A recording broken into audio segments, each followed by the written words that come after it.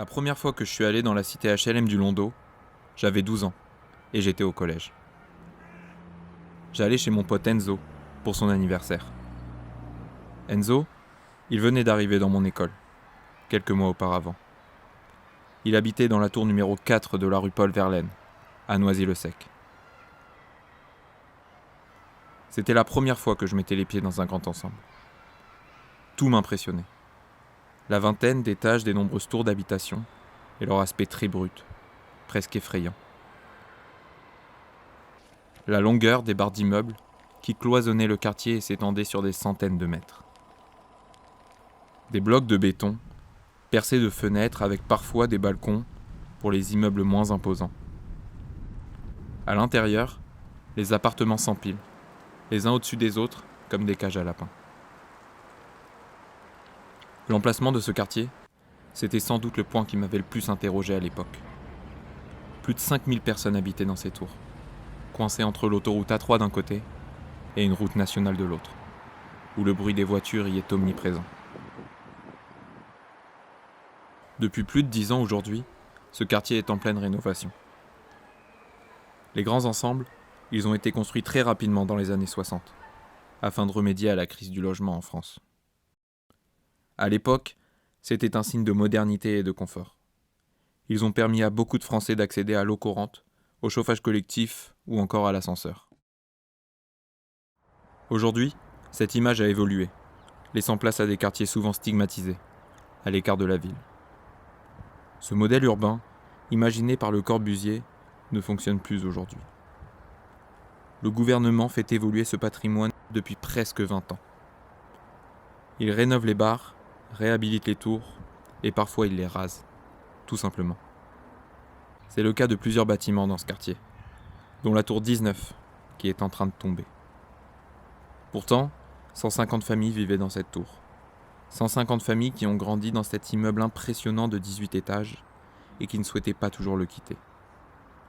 Certains habitants se sont opposés à sa démolition.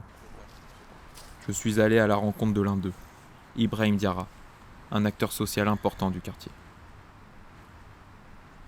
Aujourd'hui, comment c'est vécu par les habitants, c'est subi. C'est subi, c'est pas vécu. Vécu, c'est quand on participe réellement. Là, c'est bon, on attend de voir ce que ça va donner. Puis aujourd'hui, on n'a pas réellement, on n'a aucune idée vraiment des échéances.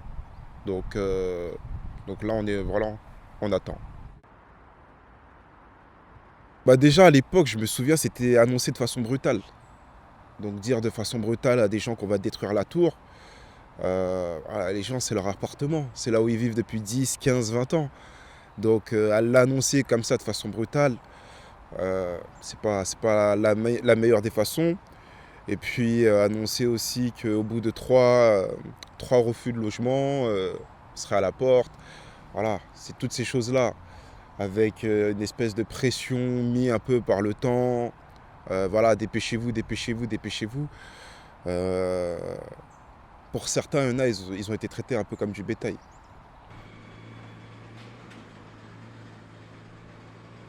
La tour 19, c'était la meilleure tour. Au départ, on n'a pas compris pourquoi est-ce qu'elle cassait. Après, on nous a expliqué avec le projet qu'elle allait avoir, la rue, etc. Mais jusqu'à aujourd'hui, il y a des gens qui ne comprennent pas. Donc vous allez faire des heureux et des malheureux.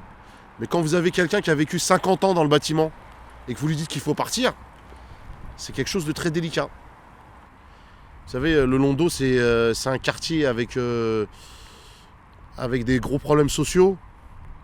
On a une jeunesse un peu laissée à l'abandon. On a aussi des personnes âgées. On a une grosse mixité à ce niveau-là. Donc c'est un quartier qui est un peu difficile. À mon niveau, je trouve que les habitants n'ont pas été assez sollicités.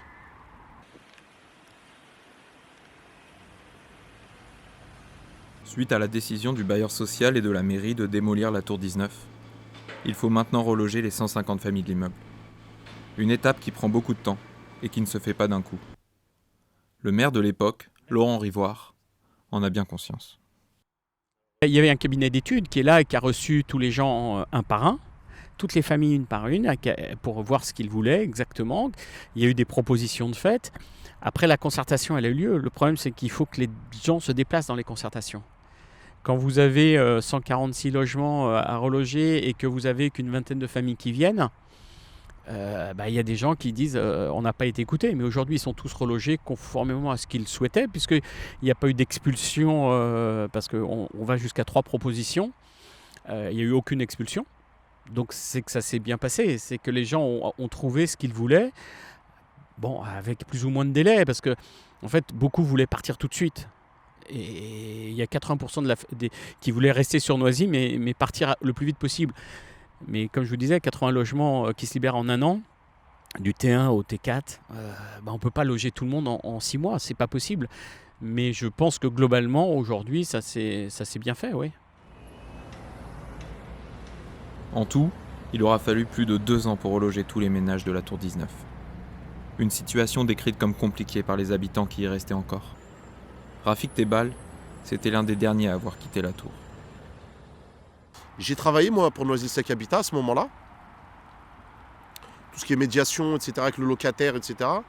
Et j'essayais de gérer au mieux, qu'il y ait le moins de nuisances possible, moins de problèmes, et aider les gens à retrouver un logement avec les conditions qui étaient préalablement établies entre le bailleur et le locataire. Donc moi, il a fallu que je gère aussi ça d'un côté. Parce qu'à la fin, quand les locataires commencent à partir, il y a des jeunes qui viennent squatter. Et des fois, c'est pas méchant. Hein. Simplement un endroit qu'ils cherchent ou discuter entre eux, etc. Donc il fallait gérer aussi ces problèmes-là, ces afflux de jeunes, de personnes qui rentraient, qui sortaient, avec des fois des gens qui veulent cambrioler, etc. etc. C'était un truc, c'était vraiment 24-24. C'est-à-dire que la tour, elle était ouverte. Il y avait des ascenseurs, des fois des ascenseurs qui ne marchaient pas, des inondations. Donc c'était, franchement, je ne vous cache pas que c'était pesant psychologiquement. Les choses posées de façon brutale, forcément, la conséquence, ça peut donner que ça. Les gens, ils subissent, ils n'ont plus leur mot à dire. Ils voient les premières personnes partir de peur. Donc après, on a peur. On ne veut pas être la seule famille du logement parce que ça devient dangereux. D'être une dizaine d'habitants dans une tour comme ça devient dangereux. Les jeunes, ils commencent à s'accaparer l'immeuble. Tout le monde s'accapare l'immeuble. Les gens qui cherchent un endroit où passer la nuit. Voilà, comme on dit, la nature, elle a horreur du vide. Donc forcément, quand on vide une tour aussi grande, ça peut créer que des gênes. C'est le problème du délai. C'est évident que quand vous videz un étage, donc on murait cet étage, l'entretien est différent, ça fait vide.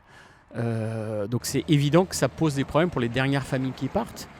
Mais c'était les familles les plus complexes en fait, parce qu'il y a beaucoup de familles qu'on arrive à reloger très vite parce qu'elles ont des dossiers sans aucun problème.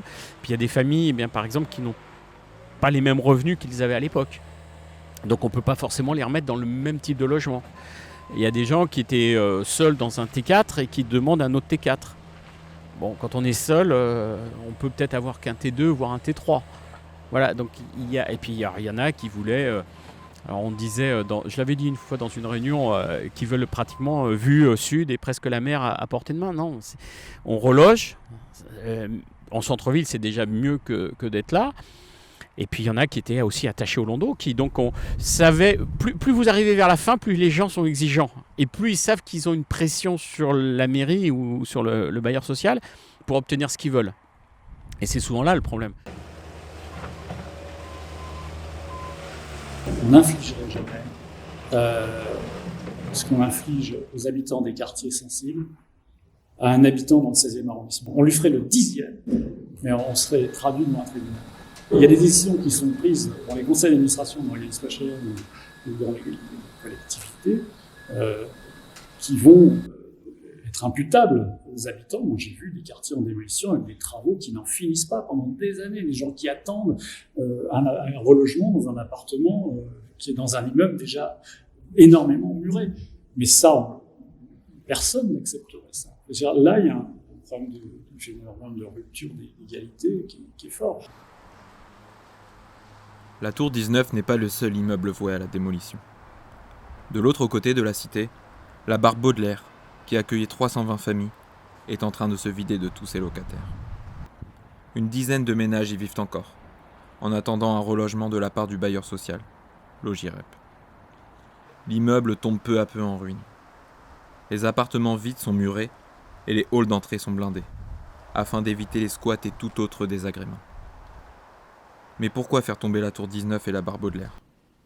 Quels sont les objectifs derrière la démolition ? C'est de recréer une mixité, parce que c'était un quartier qu'avec du logement social. Donc on a pris le parti de le transformer, d'amener aussi de la propriété, de casser ces barres, ces tours très hautes, les barres. Donc il y a une première qui a été grignotée et coupée en deux, la barre Verlaine.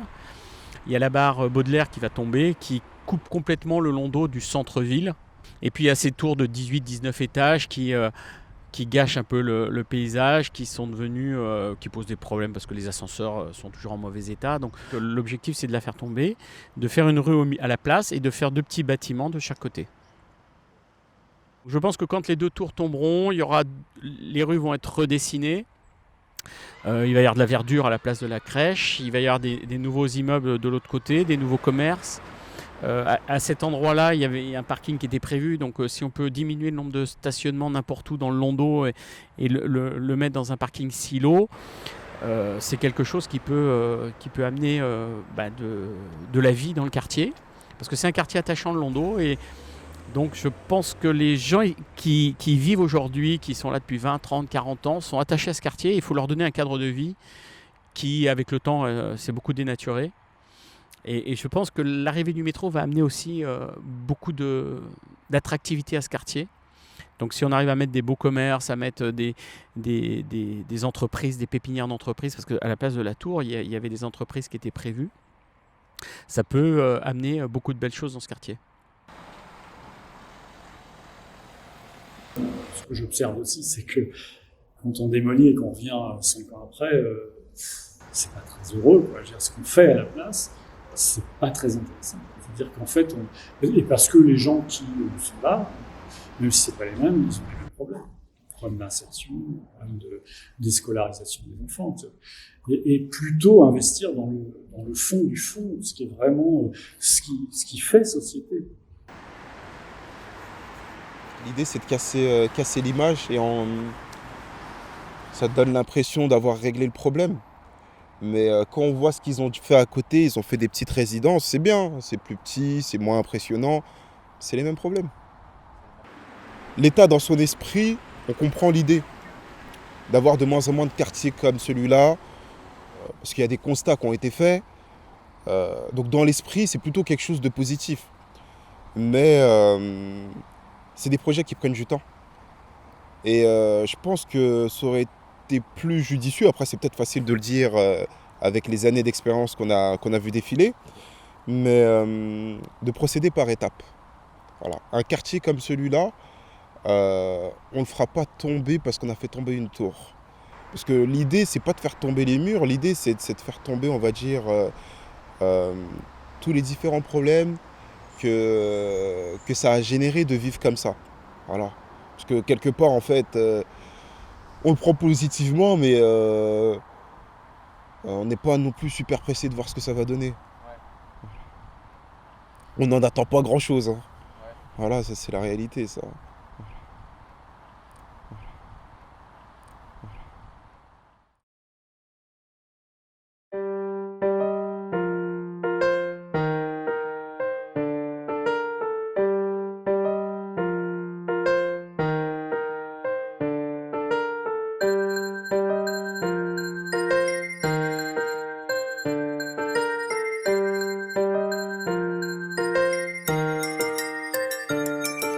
Dédicace ce mort à mes amis, les vrais qui se reconnaissent, avec qui j'ai grandi. À ma famille, à ma mère, à mon père, à ma soeur et mon frère, avec qui j'ai grandi. Noisy-le-Sec, c'est ma ville, 93 Bondon, c'est la tête, c'est là où j'ai grandi. J'oublierai pas tous ceux qui sont sont partis, car je sais que c'est avec eux que j'ai grandi. J'ai vu le jour ce 25 septembre 87, un petit enfant black qui s'invite dans le 93. Tu connais mes racines, Congo, Brazzaville. Quand t'es jeune la vie est belle et tu grandis ce n'est plus la même. Au début c'était bien, tu sais comment ça se passe. Quand la tête c'est difficile, c'est sûr qu'à la maison ça se gâte. J'avais 10 ans quand j'ai vu mes rangs pas divorcer. À cet âge, rester sage, c'était dur de m'y forcer. Les coups durs se ressemblent, on est des frères. Certes pas du même sang mais les valeurs nous rassemblent. J'ai côtoyé les symptômes que la maladie peut faire. Je lis ma vie dans le livre de la jungle et j'en suis peu fier. Mais tu sais mes amis perdus me manquent à la mort. J'oublierai pas tous ces visages que j'ai pu voir à la morgue. J'oublie personne malgré mon cœur de pierre. Bien sûr trop de blessures, j'ai le visage couvert de peine. C'est pour ça que je dédicace ce saut mort à mes amis, les vrais qui se reconnaissent, avec qui j'ai grandi. À ma famille, à ma mère, à mon père, à ma soeur et mon frère, avec qui j'ai grandi. Voici le sexe, c'est ma ville, 93. Mon dos, c'est la tête, c'est là où j'ai grandi. J'oublierai pas tous ceux qui sont partis, car je sais que c'est avec eux que j'ai grandi.